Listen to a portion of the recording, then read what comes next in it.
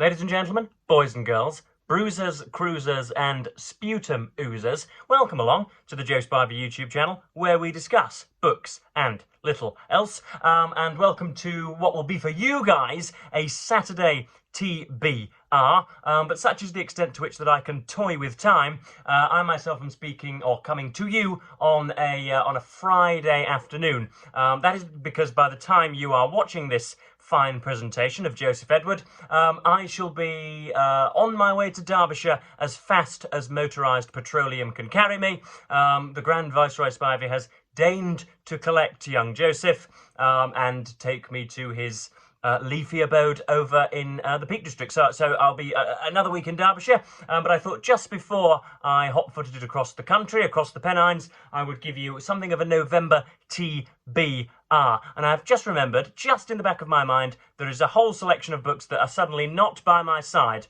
And rather than stop the recording of the video, I am just going to have to describe the books rather than showing them to you. But we'll come to that in a moment. There are at least 2 or 3 things circulating around my little thinker. And this is nothing if not a kind of exalted journal for me. I know it doubles as a YouTube channel and something of a monetizable income stream, but it is mainly something of a sort of formalised diary entry. And so there are things on my mind at the moment. First of which is a gentleman, I don't know whether you've heard of him by the name of, what's his name? Charles Mountbatten Windsor, I believe his name is, of the House Saxe-Coburg-Gotha, otherwise known as, of course, our redoubtable potentate here in Great Britain and Northern Ireland and 14 other Commonwealth dwellings. That's the King Charles III. He is a completely gormless character. There is not one virtue or positive within him apart from his comically fat hands. Himself and his fine darling dearest Camilla are currently prancing about the Pacific Islands, Australia, and other penal colonies. I think Tonga, Samoa, Fiji, the South Sea Island, Cook Islands, that lot, if you know what I mean. And he's being criticised, he's being heckled, and it's because of his and much of the British government's refusal to pay financial reparations for the tyranny and scourge of transatlantic slavery and for other slaveries in general. Now I have a great because I have been I've pointed out in the past I'm somewhat anti-monarchical. Should I one day assume dictatorial power here in Great Britain, those chumps will be the first people with their hands in chains, the first people to have their rights read to them in the public hallways, the first people to hit the slab, as it were. So I am in no way some kind of shill for the monarchy, and yet I detest this storyline, I really do, because of course the people calling for the reparations limit their call for reparations to the only aspect of slavery which comports with their ideological tendencies. They don't call for reparations for black on black slavery, for black on white slavery. Of course, the very word Slav for sort of northeastern Europeans was invented because they themselves were in chains for much of their existence. They only call for the reparations of white to black people because that is what they have been pursuing for years and years and years and years and years. It is utterly discordant with the ways in which general morality plays out, and yet, so as to seem virtuous, they are shouting about it non-stop. So there's that. I wanted to opine on that. There is also the matter of Piers Morgan, who of course is a much-moneyed talking head here in Great Britain, and he has been, as per usual, hosting his shouting matches on the Piers Morgan Uncensored YouTube channel, and he is, to put it simply, folks, shilling for Donald Trump. That is now an organ of Trumpian support. There is absolutely no balance on his channel whatsoever, and that is not out of any ideological or political affinity with the burger-addled demagogue from the United States. He's not a Trump supporter in the sort of, you know, the visceral fundament of his being. He doesn't really care for Donald Trump. All he wants is for Donald Trump's ample sitter to one day soon be camped onto one of his uncensored chairs. The only reason he's supporting Trump or espousing such public support for him is so that the property mogul comes and sits on a chair with him. And again, that is not so that he can inquire into Donald Trump's worldly underpinnings. That's not so he can try and grasp the Donald Trump project. That is just so that he gets 3 million views on one video and thus ends up with £30,000 in his already stuffed coffers. It is utterly, utterly disgraceful, and he shall be forever marred with such shilling in the future. So I think that's just about everything that I wanted to consider today. It's awfully foggy here in England. A decent setting for a horror film. Yeah, awfully foggy, but still quite humid. Anthropogenic climate change is doing its best to keep us warm. So I'm going to clap my hands and move on, because we have, of course, the absolutely excellent, the peerless BookTube event of Non-Fiction November, but around the corner, which of course is I was originally I was going to say concocted then, but you know what I mean, popularised by the brilliant channel of Olive over at Book Olive. She manages to have a professional channel with the bright lights and the makeup and a few sharp edits, and a great wad of descriptions in the description box down below. So she manages to be professional, and yet she manages to be authentic as well. It's an awfully thin line, but she manages to walk it nicely, and I never miss a video, even though I wish there were rather more often. And of course, she invented, as it were, Non-Fiction November, and is responsible for its ubiquity. And so, yeah, I'm not going to follow the prompts that she set out. As ever, I do not follow the edicts of Big BookTube, mainly because I couldn't really find any books to match the prompts, and if I did, then it would just be it would involve me wheeling out ridiculous explanations for such matching. So I've just got a load of non-fiction books which I may or may not read throughout November. There is another BookTube event called Dr. November, which encourages everyone to read spy fiction, and I had planned, before I clicked record, to have James Bond novels by my side. I've got 7 or 8 cluttering my shelves just there. But I forgot to put them by my side, and I'm not going to stop recording and go and collect them, so I hope to read a Bond novel in November as well. But anyway, let us stop faffing for once in our lives and get on with it. I have read the introduction this morning to Boswell's Life of Johnson. I hauled this in a video, I think about 3 or 4 weeks ago. There he is, the literary colossus, somewhat, I don't know, he looks sort of... perilously uncomfortable there, doesn't he? He looks as if he's sitting in an uncomfortable chair, scrutinising some paltry text, and of course that's Dr. Johnson, whose essays I have again back there, and whose essays I consult with trepidation on occasion. It's a style of its own. It's somewhat difficult to follow and stretches you to your uttermost being. So yeah, that it should be jolly good to read Boswell's Life of Johnson. This is described as, I think, the first of biographies with no second.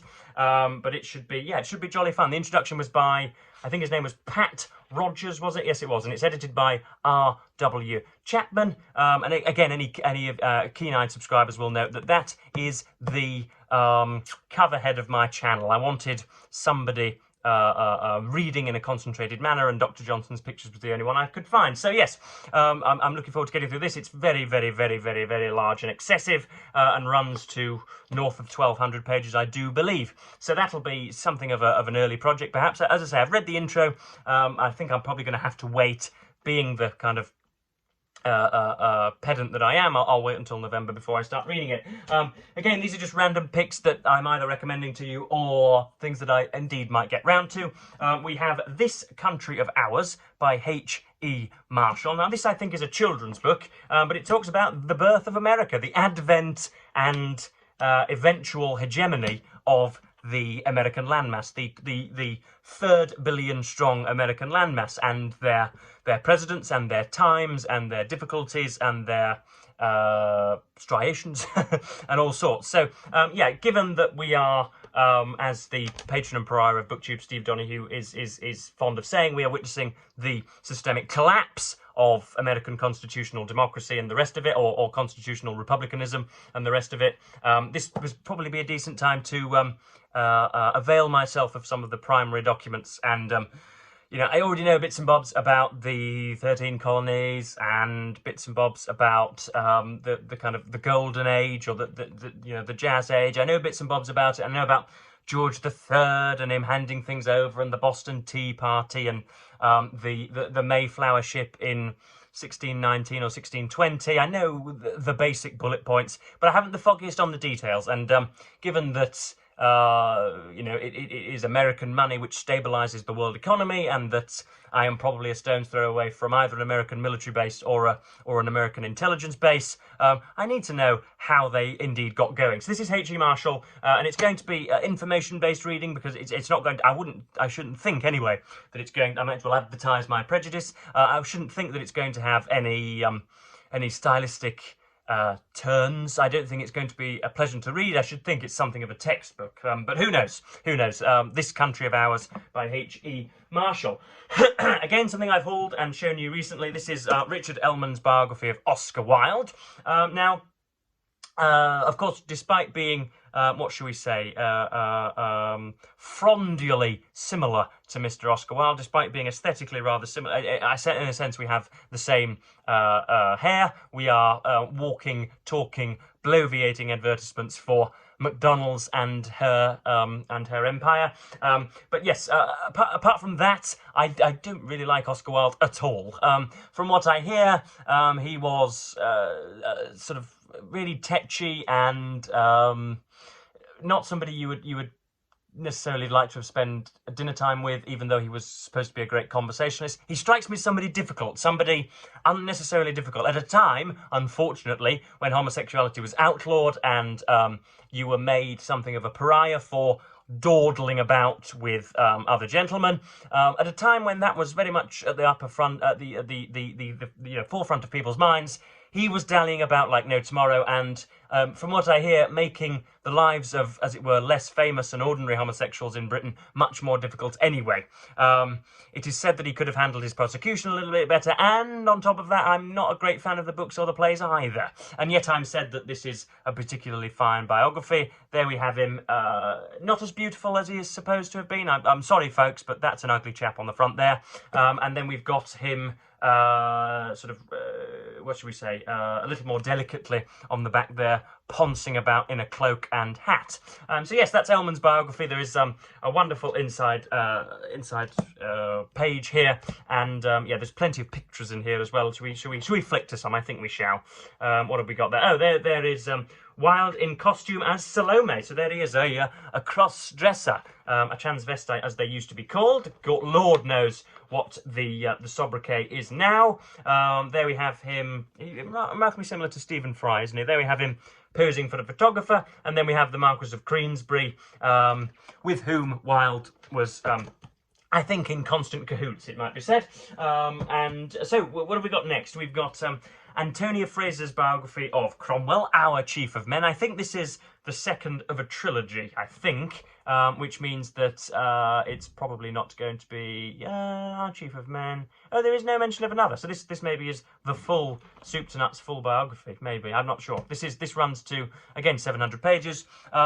Cromwell isn't someone about which I know a great deal either. Again, criminally, I know that he cancelled Christmas and was a sort of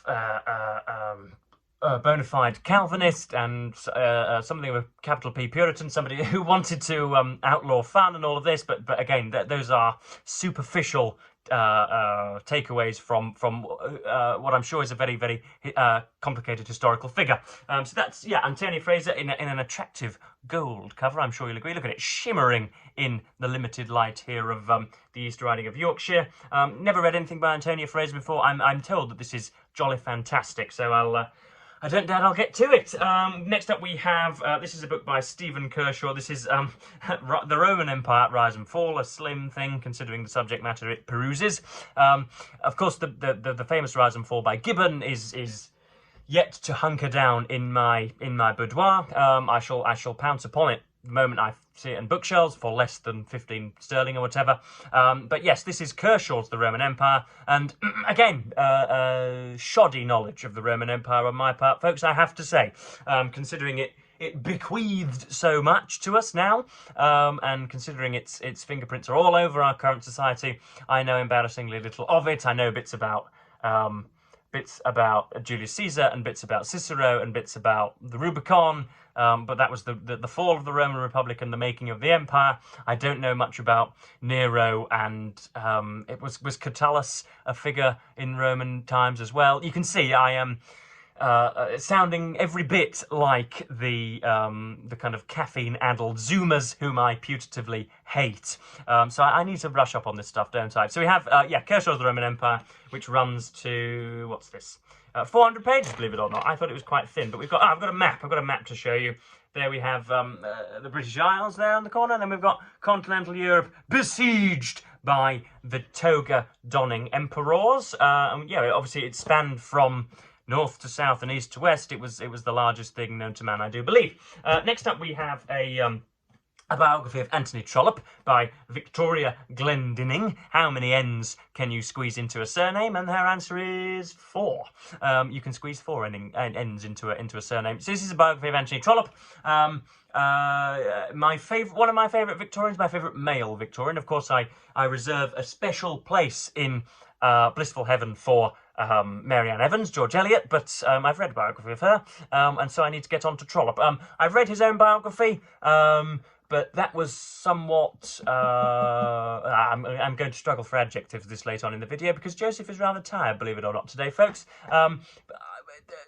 His biography is a bit wistful and a bit chuntery, if that indeed is a documented adjective, but it's a bit loud-mouthed and a bit fundamentally Trollopian. It goes on a bit much, if you know what I mean. A bit polysyllabic, shall we say, much like these videos. And I want somebody to calm all of that down, and somebody to extract all of the wistfulness that can always come from an autobiography when you're writing about your days, twanging catapults and swinging from the trees, or introducing yourself to the post office, as in Mr. Trollope's case. So yeah, I'm looking forward to something of a little bit more of an objective look at his life and an unmotivated look at his life. Something of a sober look is the adjective that I was looking for. So this will be jolly good, I don't doubt. Again, runs to 500 pages, and Trollope did so very much. He shunted out at least, I think, one 100,000-word novel a year, and kept up an active social life, and I think maintained a career in the post office until his dying days, and managed to hunt an awful lot.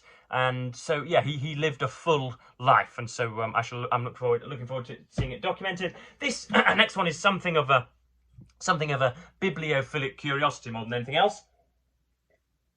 I don't ever plan to get through it. I don't know what it was that possessed me to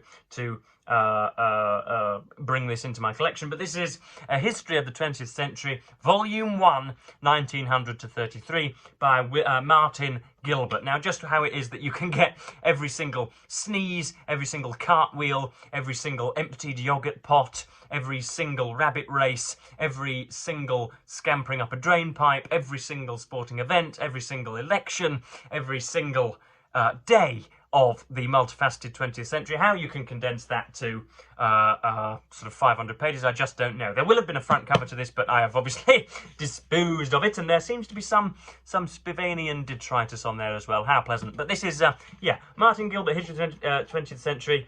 Please let me know if indeed this is any good. I don't know just what it will encompass. I don't doubt a large part of it will be talking about how we sleepwalked. What is the past participle of sleepwalk? Is it sleepwalk or slept walked? How we absent-mindedly ambled into World War. There we have Mussolini as a young fascist. So it's got, bits of Benito in here, and bits of Edward Benet. Oh, bits of a very young and unexpectedly dashing Mao Zedong there.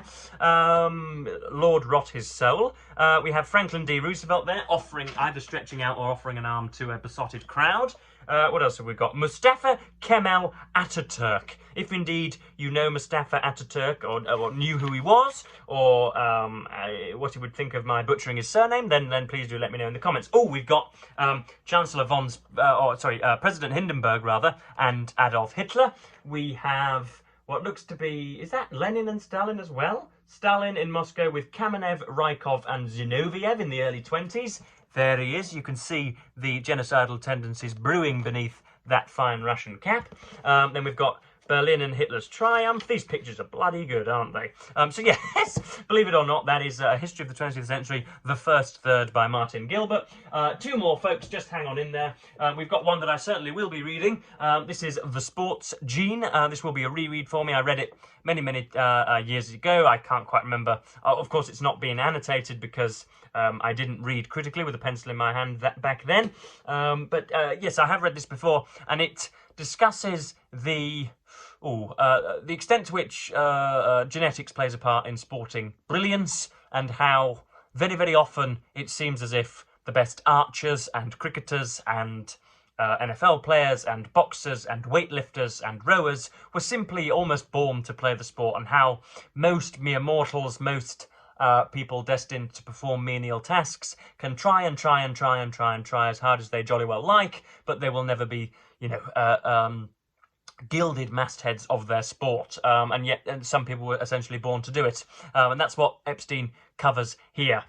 In this groundbreaking and entertaining, I haven't read the blurbs of any of the books, have I? I don't know why it is I haven't done that. In this groundbreaking and entertaining exploration of sporting success, award-winning writer David Epstein gets to the heart of the great nature-nurture debate and explodes myths about how and why humans excel. So that's The Sports Gene by Mr. David Epstein. And then last but not least, we have The Man Behind the Myth, Napoleon by Adam Zamoyski. I devoted an entire video to, I think maybe even 2 videos to Zamoyski's 1812, which charts Napoleon's contumacy, shall we say. If you're playing Joe Spivey Verbal Bingo, contumacy is worth, what should we say, 9 points this afternoon. Napoleon's contumacy when he went into Moscow in 1812, and camped in Moscow for much longer than he should have done, retreated much later than he should have done. It wasn't as if he failed to account for the cold weather, but found him and his troops in a rather ill-fated way, just essentially eating one another's feet so as to survive. And so this is a subject that interests me. There are dozens of busts of Napoleon Bonaparte. Take your minds out of the gutter, folks. For purposes of elaboration, busts in this context means marbleized figures rather than fine squishy memories. But there are dozens and dozens of Napoleonic busts in Grand Viceroy Spivey's keeping and possession. He is not something of a Bonapartist, but he likes the subject, and his biggest Christmas present this year was a big old portrait of the upstart corporal. No, that's Hitler, isn't it? It's the bristling Corsican, I think we'll call him. The bristling Corsican, the feckless Corsican. So yeah, this is Zamoyski's irreverent biography of such a man. I'll probably not read this, folks, because bless his cotton socks, Stephen bought me this for next to nothing online. It was probably 85 pence, and I've got a reason. I've got an inkling as to why it was 80 pence. That's because there is just insurmountable doodlings in here, nearly every page. This is what it must feel like to get hold of a book formerly owned by myself, because it's, as I say, tattooed and graffitied and defaced to a ruinous extent, unfortunately, such that I won't be able to elbow the previous owner's presence out of the way. It's just everywhere, absolutely everywhere. This was clearly done for a school project, or is indeed or was owned by somebody who enjoys close reading as much as I do. But I think that just about covers it, folks. As I say, I will be trotting over to Derbyshire this week, so I have a feeling that I might like to do something of a video about the landscape outside of Stephen's house, because it's bloody gorgeous and will cheer you all in these sad and despondent times. So I think next week, if I don't do as many YouTube videos as I intend, I should at least get outside and film some of the fauna, the flora and the fauna for you. That would be nice, wouldn't it? The undulating terrain and all of that, and all of the country bumpkins. They don't talk like that. They talk like people from Manchester or Lancashire, because they're from Manchester and Lancashire. But I am just jabbering to a deleterious extent, so I'm going to shut up. And as per usual, thank you ever so much for watching. Reward anybody with extra thanks who has made it to the end of this video.